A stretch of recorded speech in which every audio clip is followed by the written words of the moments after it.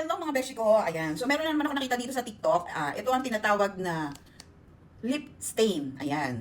Lip stain daw. So ano bang pagkakaintindi nyo sa lip stain? Ayan. Pasensyahan nyo na yan, ano ko. Kasi may isa pa akong video na ginawa. So, wala yan. Okay. So, eto siya. Makikita niyan sa Yellow Basket ko. Murang-mura lang to mga beshi ko.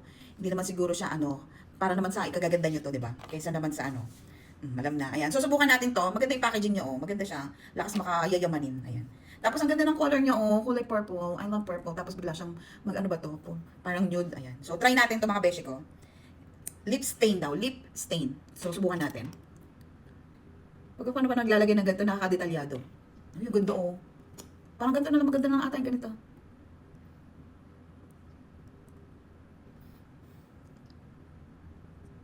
Ano yan? Ang tagal?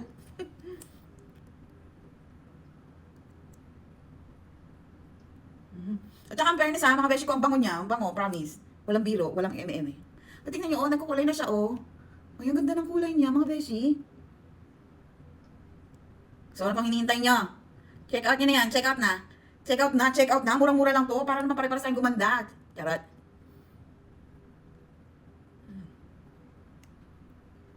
Tsaka hindi siya malagkit. Saktong-sakto lang yung niya.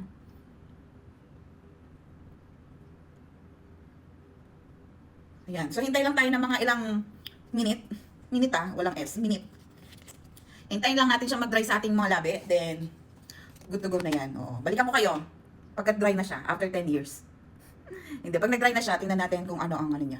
Kung ano magiging kalabasan ng kanyang kulay. Ayan. Nasa Yellow Basket ko lang yung mga beshi ko. Sabay-sabay na tayo magpabudol. Ayan. Di ba parang ang ganda? Parang mas maganda pag ganito na lang. Di ba? Lakas Pero nakikita mo dun sa loob talaga, no? Mapula na siya, no?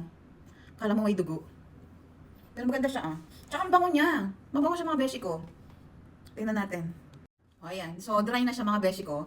So, sabay-sabay natin tanggalin. Tinataga siyang lip stain, di ba? Tingnan natin siya. Di ba? Saan ka pa? Kabog ka dyan ng pula.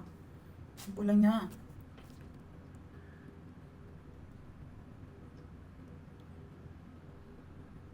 Ang tagal naman. Ayan.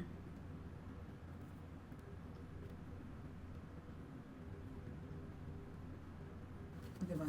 Ang ganda niya, di ba? Ang pula-pula niya. Balikan ko pag natanggal na lahat. So, ayan na mga beshi ko. Natanggal na yung sa baba. Tanggalin natin nasa taas. Bakit sa taas madali lang? Ayan. Ayan na siya mga beshi ko. Ayan, walang filter yan walang filter yan. So, ayan na yung totoong kulay niya. Ayan. So, sa gustong mapulang labi lang, pamatagalan.